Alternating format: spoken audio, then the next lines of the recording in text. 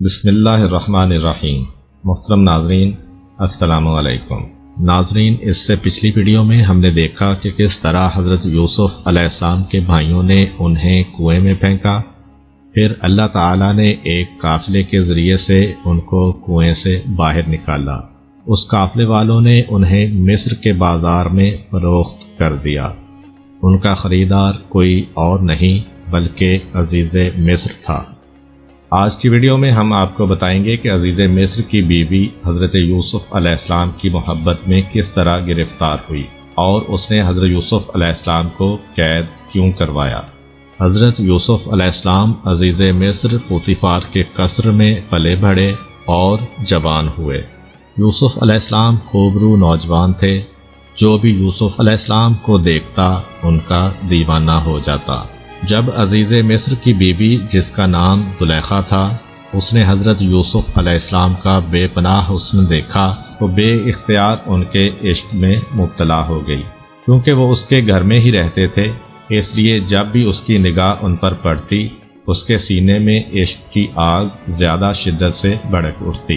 وہ لاکھ کوشش کرتی کہ اس بات کو اپنے دل اور دماغ سے نکال دے، لیکن وہ ایسا نہ کر سکی اور ہر گھڑی یوسف علیہ السلام کی یاد میں گم رہتی۔ آخر اسے اپنے دکھ کا مداوع کرنے کے لیے اس کے علاوہ کچھ نہ سوجا کہ وہ یوسف علیہ السلام کا دامن پکڑ لے اور ان سے وصال کی بھیک مانگے۔ چنانچہ ایک مناسب موقع پر جبکہ انہیں تنہائی میسر تھی، اس نے اپنے دل کی بات یوسف علیہ السلام سے کہہ دی۔ لیکن یوسف علیہ السلام کے جو خاندان نبوت کا جوہر تھے اور جنہوں نے دامن عصمت میں پرورش پائی تھی، انہوں نے اس کی طرف سے منہ پھیر لیا۔ اگرچہ حضرت یوسف علیہ السلام نے بے اعتنائی برتی، تاہم عزیز کی بیوی نے اس بات کو جانے نہ دیا اور حضرت یوسف علیہ السلام کی بے توجہی نے اس کے عشق کی آگ اور بھڑکا دی۔ تب اس نے اپنا مقصد حاصل کرنے کا پختہ ارادہ کر لیا۔ پھر ایک دن جبکہ یوسف علیہ السلام محل میں موجود تھے، عزیز کی بیوی بھی وہاں آ پہنچی۔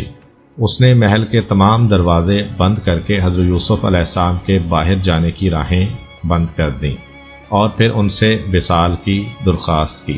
جب حضرت یوسف علیہ السلام نے اپنے آپ کو اس کے چنگل میں گرفتار دیکھا تو وہ محل کے ایک سے دوسرے کمرے کی طرف بھاگنے لگے۔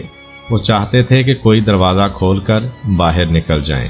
عزیز کی بیوی جو ان کا پیچھا کر رہی تھی، اس نے پیچھے سے ان کی قمیض کا دامن پکڑ کر ان کو اپنی طرف کھینچا، جس سے حضرت یوسف علیہ السلام کی قمیض پیچھے سے پھٹ گئی اور عین اسی وقت عزیز مصر محل میں داخل ہوا۔ اس نے ایک ایسا منظر دیکھا کہ قریب تھا کہ وہ پاگل ہو جائے۔ اس نے محل کے دروازے کے سامنے حضرت یوسف علیہ السلام کو پھٹی ہوئی قمیض کے ساتھ آگے اور اپنی بیوی کو عجیب سی حالت میں اس کے پیچھے دوڑتے ہوئے دیکھا۔ تاہم عزیز کی بیوی نے کسی گھبراہٹ کے بغیر معاملے کو ایک نیا رخ دے دیا اور حضرت یوسف علیہ السلام کو گناہ گار ٹھہرانے کی کوشش کی۔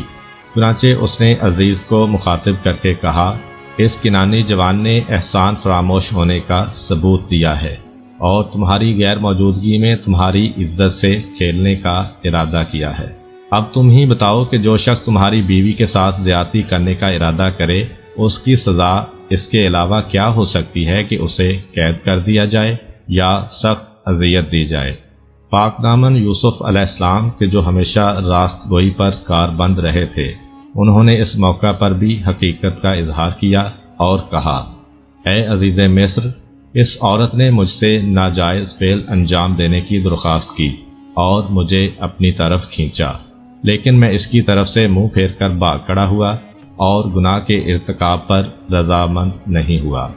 حضرت یوسف علیہ السلام نے عزیز مصر سے کہا کہ جھولے میں لیٹا ہوا یہ کم سن بچہ میری سچائی کی گواہی دے گا۔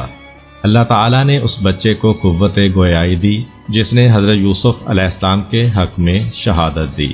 اس نے کہا، یوسف علیہ السلام کی قمیض کو دیکھو، اگر وہ سامنے سے پھٹی ہے تو یوسف گناہ گار ہیں، اور اگر پیچھے سے پھٹی ہے تو یوسف علیہ السلام سچے ہیں اور عزیز کی بیوی نے ان پر ناحق تہمت لگائی ہے۔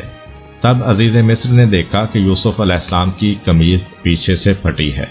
وہ سمجھ گیا کہ اس معاملے میں یوسف علیہ السلام کی کوئی خطا نہیں، لہذا اس نے یوسف علیہ السلام کو مخاطب کر کے کہا، اے یوسف، اس قصے کو یہیں ختم کر دو اور اس موضوع پر کسی سے گفتگو نہ کرو تاکہ لوگ ہمارے بارے میں باتیں نہ کرنے لگیں۔ پھر اس نے اپنی بیوی سے کہا، یہ تم عورتوں کے مکر کا کرشمہ ہے، بلا شبہ تمہارا مکر و فریب بہت بڑا ہے، جاؤ اور خدا کی بارگاہ میں توبہ و استغفار کرو کہ تم خطا کاروں میں سے ہو۔ اگرچہ عزیز مصر نے کوشش کی تھی کہ اس کی بیوی کے عشق کا راز افشا نہ ہونے پائے، لیکن مصر کے عمراء کی بیگمات کو اس کی بھنک پڑ گئی اور وہ اپنی محفلوں میں اس کی باتیں کرنے لگیں، بلکہ بعض نے تو عزیز مصر کی بیوی پر کھلی تنقید شروع کر دی اور وہ اسے لعنت ملامت کرتی تھیں۔ مصری بیگمات کی طرف سے اس سرزنش کی اطلاع عزیز مصر کی بیوی کو بھی ملی۔ اس پر وہ بہت رنجیدہ اور پریشان ہو گئی۔ پھر سوچنے لگی کہ کوئی ایسی تدبیر کی جائے جس سے وہ عورتیں اس کے سامنے زبان نہ کھول سکیں اور اس کی ہم نوا بن جائیں۔ بڑی سوچ بچار کے بعد اس نے کسی خاص دن پر اپنے ہاں ایک محفل منعقد کرنے کا فیصلہ کیا اور مصر کی تمام بیگمات کو اس میں شرکت کی دعوت دی۔ جب وہ آئیں اور تکیوں سے ٹیک لگا کر بیٹھ گئیں تو انہیں ایسے پھل پیش کیے گئے جن کو کھانے کے لیے چھری سے کاٹنا پڑتا تھا، اس لیے ہر عورت کو ایک چھری دے دی گئی، اور عین اس وقت عزیز کی بیوی کے اشارے پر حضرت یوسف علیہ السلام اس کمرے میں داخل ہوئے۔ حضرت یوسف علیہ السلام کے آتے ہی ان عورتوں کے ہوش و حواس جاتے رہے، وہ ان کا جمال بے مثال دیکھنے میں محو ہو گئیں اور بے خبری میں پھلوں کی بجائے اپنے ہاتھ کاٹ ڈالے اور کہنے لگیں، یہ انسان نہیں بلکہ ایک بڑی شان والا فرشتہ ہے۔